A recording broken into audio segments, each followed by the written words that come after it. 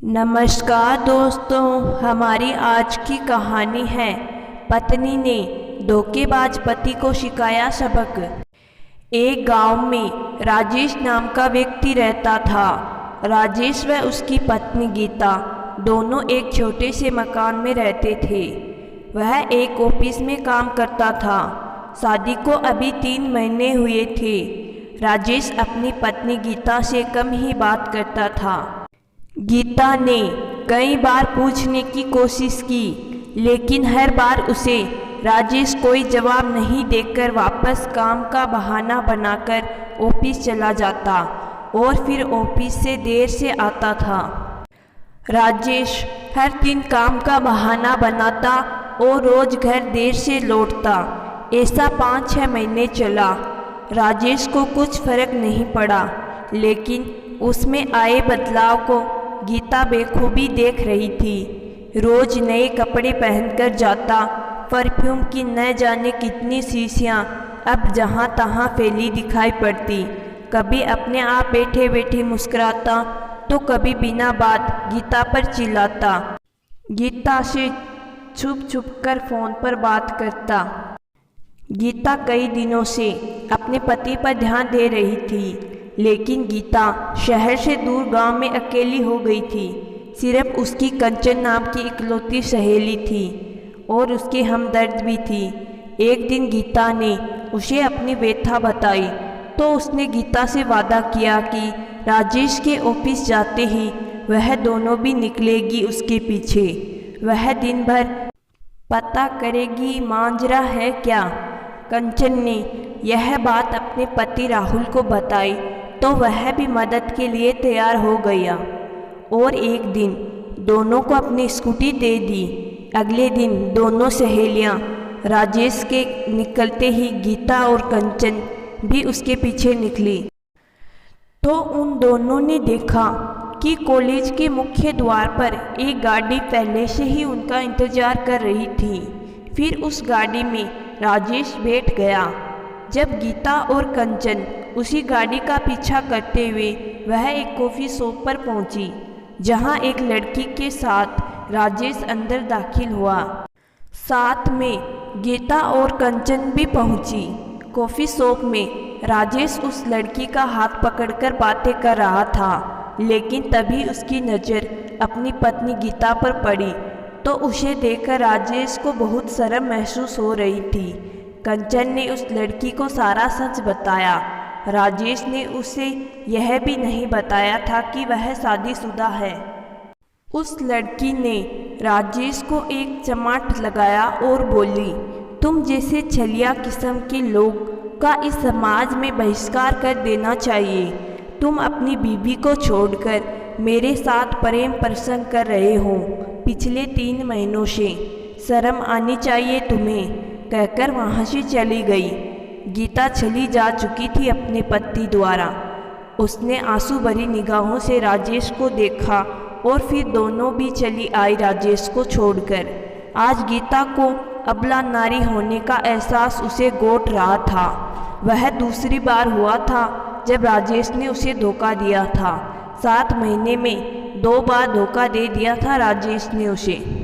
कंचन ने आज भी वही सवाल किया जो पहली बार सवाल किया था कि तू अब इस धोखेबाज के साथ रहना चाहती है क्या।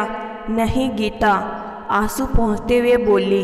ओ नहीं कंचन, आखिर कब तक मैं यूं ही धोखा खाती रहूँगी। मुझे लगता था कि राजेश सुधर चुका है, लेकिन भूल गई थी मैं कि कुत्ते की दुम कभी सीधी नहीं होती। लेकिन अब मैं करूँगी क्या, कहाँ जाऊँगी। मैं हार कर घर नहीं लौटूंगी, ना ही अब उस घर में कदम रखूंगी। कंचन ने गीता को समझाया कि उसे उसी घर में जाना चाहिए, लेकिन नफरत के साथ। तुम पढ़ी लिखी हो, मुझे अपनी कोचिंग में एक साथी की ज़रूरत है। बच्चे बहुत हैं, तुम्हें जो विषय सही लगे उसे बच्चों को पढ़ा देना। दोनों मिलकर कमाएंगे और जितना पैसा आएगा सारे खर्च निकालने के बाद आधा आधा बांट लेंगे। गीता की आंखों से आंसू और लम्बों पर हल्की सी हंसी थी।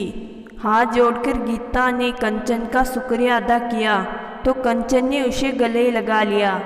कंचन से बोली, पागल लड़की, दोस्त होते किस लिए हैं? तेरी मदद करूँगी तो मेरी भी मदद होगी यार। हम दोनों मिलकर अब कमाएंगे। इन मर्दों का भरोसा नहीं। आज तेरा पति है, कल मेरा भी हो सकता है। हालांकि मुकेश ऐसे नहीं है, फिर भी मुसीबत बताकर नहीं आती। और अब घर चलो। राजेश तुम्हारे लिए अब उस घर में अजनबी है।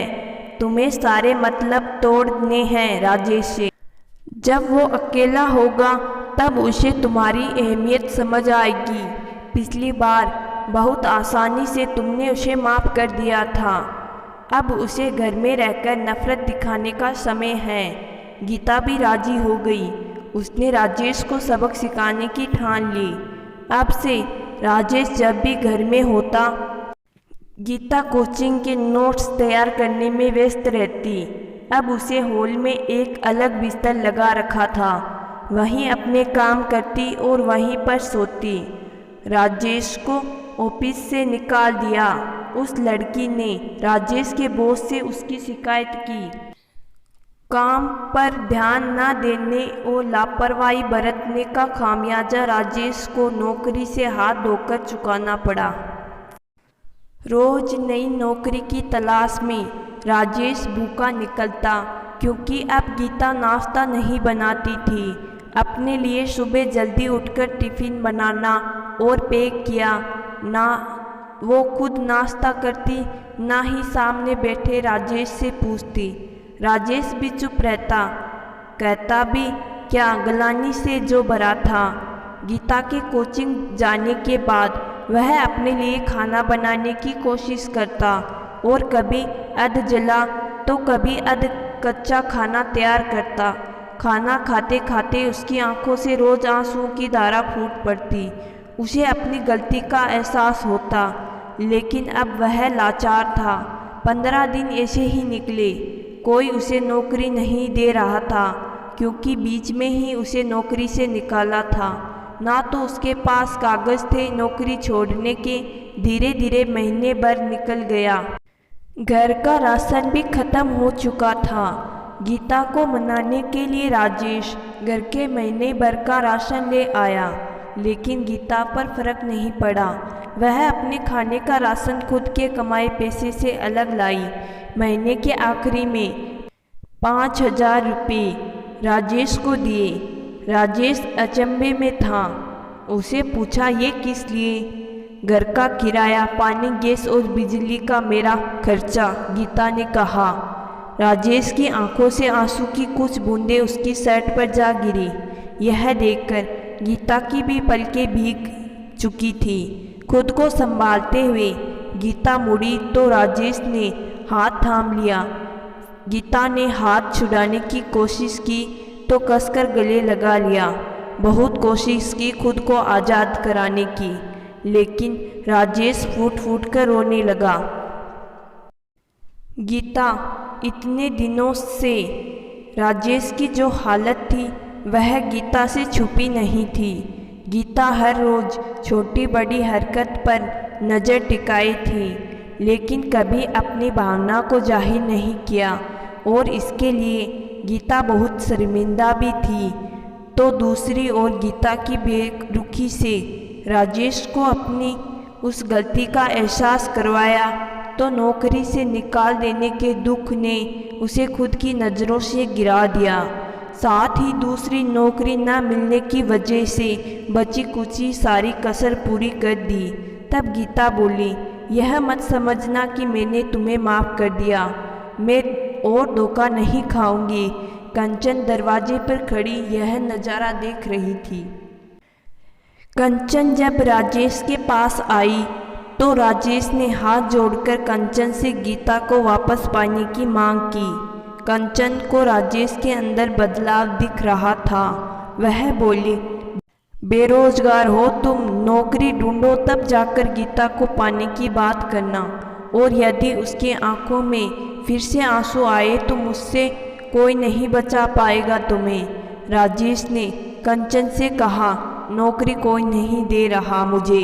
तब कंचन बोलती है, ऑफिस में मैनेजर का काम करने वाले व्यक्ति को कोई व्यक्ति थोड़े से पैसे के लिए नौकरी नहीं दे रहा, कमाल है, हंसते हुए बोलती है।